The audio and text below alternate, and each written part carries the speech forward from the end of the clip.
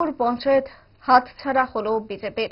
উন্নয়নের স্বার্থে বিজেপির সঙ্গ ত্যাগ করলেন বিজেপিরই নির্বাচিত মহিলা পঞ্চায়েত সদস্যা। আজ কড়া নিরাপত্তায় হয়ে গেল প্রধান নির্বাচন প্রক্রিয়া। প্রধানের কুর্সি দখল করলেন বাম পঞ্চায়েত সদস্যা সেলিমা বেগম। আসনের বিন্যাস অনুযায়ী নূরপুর পঞ্চায়েতের মোট আসন সংখ্যা 9।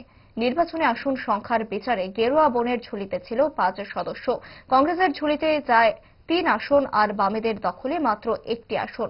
বিজেপি প্রধানের দুর্নীতি নিয়ে অসন্তোষের কারণে পঞ্চায়েতের রাজনৈতিক বিন্যাসে পরিবর্তন আসে। বাম কংগ্রেসের সঙ্গে বিজেপির এক পঞ্চায়েত সদস্যা মিশে গিয়ে রাজনৈতিক পাশা উল্টে দেয়। ক্ষমতা দখল করে বিরোধী জোট এতদিন অস্থায়ী প্রধান নির্বাচন করে চলছিল পঞ্চায়েতের কাজ। আজ প্রশাসনিকভাবে ভোটের মাধ্যমে নতুন গ্রাম প্রধান নির্বাচন করা হয়। প্রধানের কুর্সি দখল করলেন বাম পঞ্চায়েত সদস্যা সেলিমা বেগম। সরকারি আধিকারিক শঙ্কর চক্রবর্তী জানিয়েছেন, নূরপুর গ্রাম পঞ্চায়েতের প্রধানের ইলেকশন আছিল। এখানে টোটাল 9 জন মেম্বারই উপস্থিত আছিল এবং সবাই ভোটদান করছে স্বতঃস্ফূর্তভাবে এবং প্রধান এখানে নতুন নির্বাচিত হয়েছে। কে হয়েছে? ওনার নাম হচ্ছে গিয়া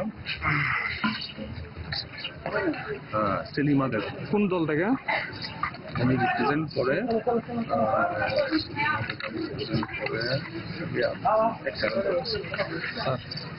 সিপিএম। আপনার দীপঙ্কর চক্রবর্তী, প্রিসাইডিং অফিসার।